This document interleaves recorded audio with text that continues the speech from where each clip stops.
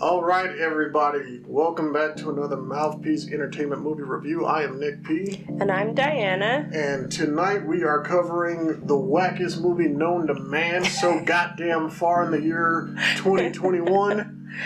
Halloween Kills. Halloween kills all of our fucking hopes and dreams that they know what the hell they're doing behind the camera. God, I was so excited for this movie because I just love this freaking franchise. Well, hold your turds in before we start laying them all over this bullshit of a movie.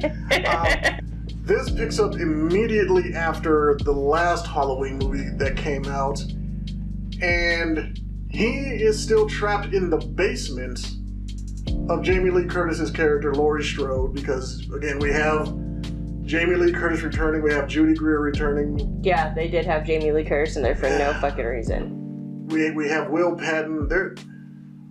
They even brought back a lot of the people from the original movies for some god-fucking awful reason. And, so Michael Myers is alive.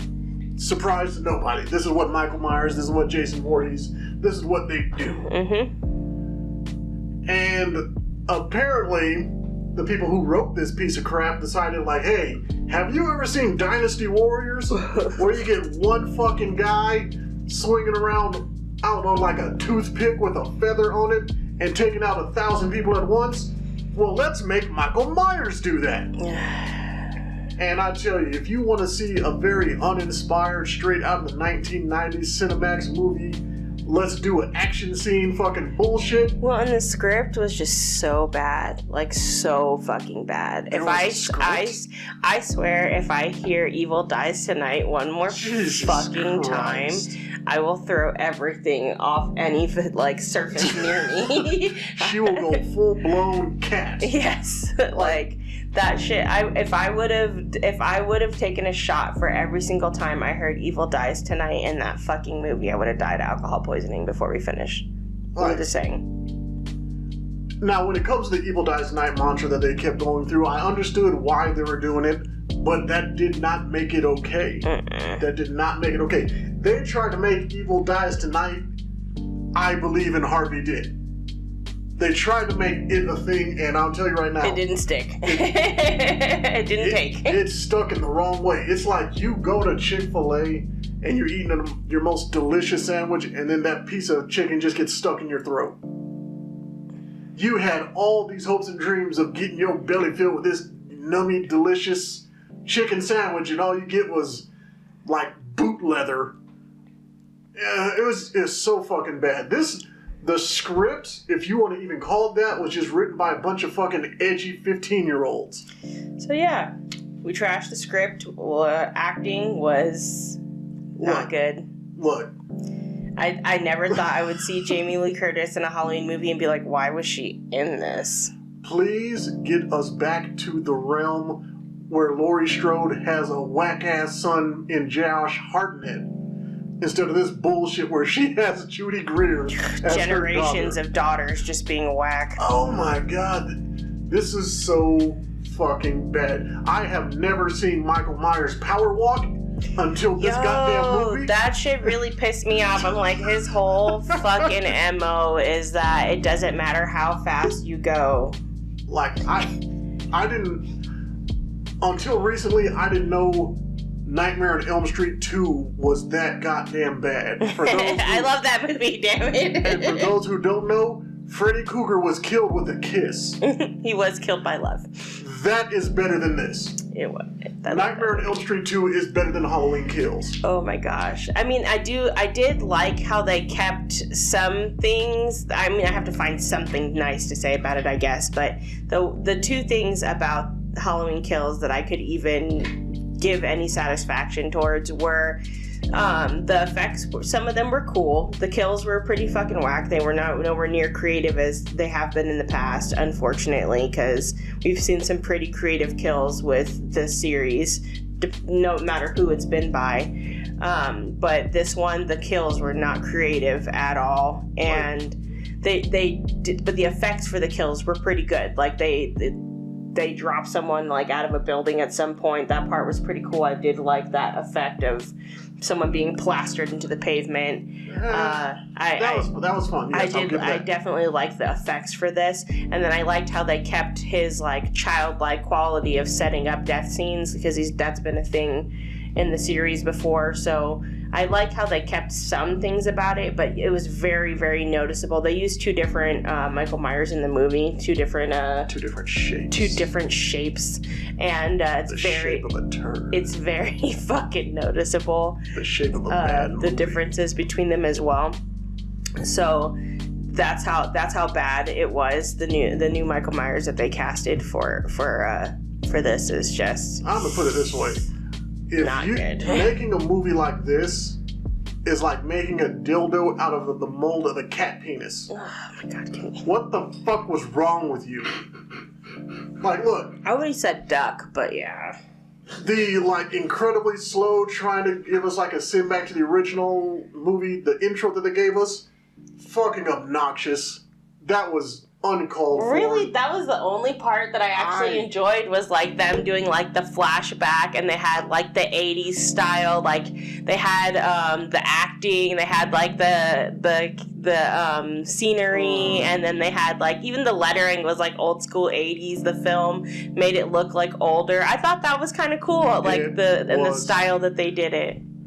But that was the only thing. When we started, I was like, this might not be bad. But by the end, I was like, that's so wrong. And Sean Don, who was sitting on the side with me, helped me channel men on film from In Living Color. Hated it. What? Ain't seen it. Fucking garbage. Look, so they went out of their way to find the worst actors they can find. Which is not okay for a legendary series like this. Like, when they were in the goddamn bar, I wanted to hop across the bar and end the bartender's life. Oh my god. It was, why did you do that? What sweepstakes did he win to get in this? But you know what? Anyway, don't focus on all these terrible, terrible performances with god-awful, dreadful dialogue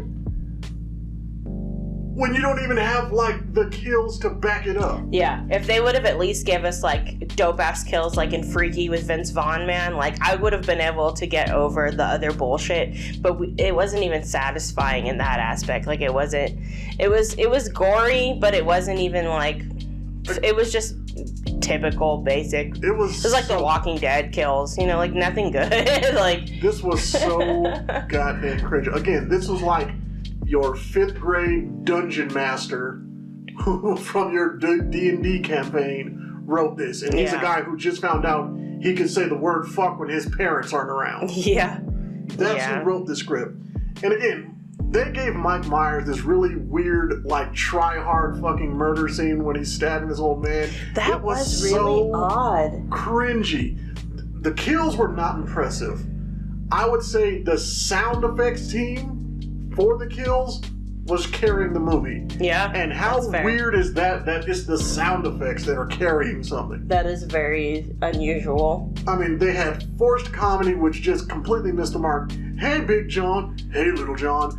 These are two really funny dudes. Yeah, they're good actors. Like, they had some actors in there, and they had like a cast that could have had potential in some areas, but man, they fell short. This was written by a goddamn comedian, and he casted 2 really good comedians, and they didn't use it. And then they literally cut them off. They cut out everything they could have done. Yeah, it was so sad. It was so goddamn sad. So I would definitely say for this one, I'm sorry, I didn't realize you were going to continue bashing it. I have so much bile to still spread on this.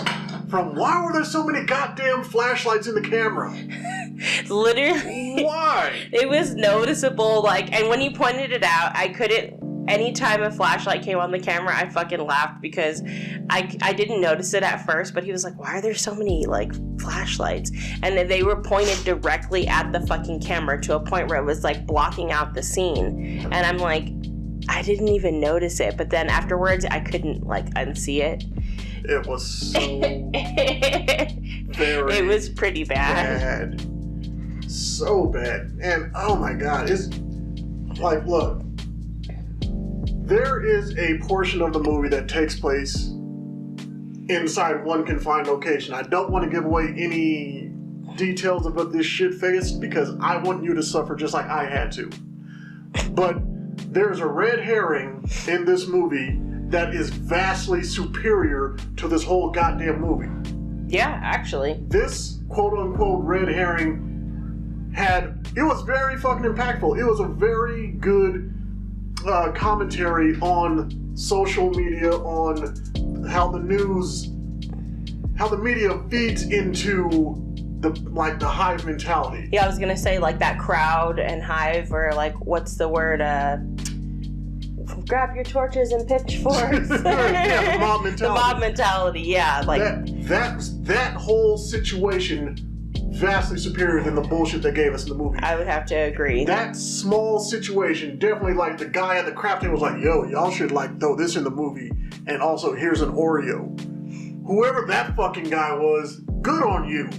You made the only worthwhile part of that movie. You were the sound department. It was definitely something that made you go, oh damn, because of how everybody like came together in this way, and it wasn't in a fucking good way. Like, it was very harmful. And so performances, terrible. The sound effects, the CG, the practical effects, I mean... The kills weren't good, but the effects were good. Like... That's fair. Tom Savini would not be seen around this. Yeah. But, so you know what? Okay, my bowels are empty. I'm gonna go ahead and give this a 2 out of 10. I was gonna give it a 3 because of the effects, at least, and some things. But... They get the 1 for the red herring. They get the 1 for that, and they get the 1 for the sound effects team. But honestly, I feel like you could skip this one and you would be fine. Like, it would impact you as much to not see it as it would to see it. That's how I feel. Like, I could have not even seen it. And just watch H2O instead. Yeah. Just go watch the fucking 3-part series on Netflix if you want like good kills and a decent story and a decent cast. What's the Fear Street? Yeah, Fear Street. Like if you want a good Halloween movie to watch this weekend, skip going to the fucking theater and watching Halloween Kills and watch that 3-part series on Netflix. You'll do better. Definitely. So again, a begrudgingly 2 out of 10 for me, 3 from her. Yeah. That's me being generous. And since it's terrible, we know Shad's gonna love it. Fuck you! From Mouthpiece Entertainment, I'm Nick P. And I'm Diana. Peace.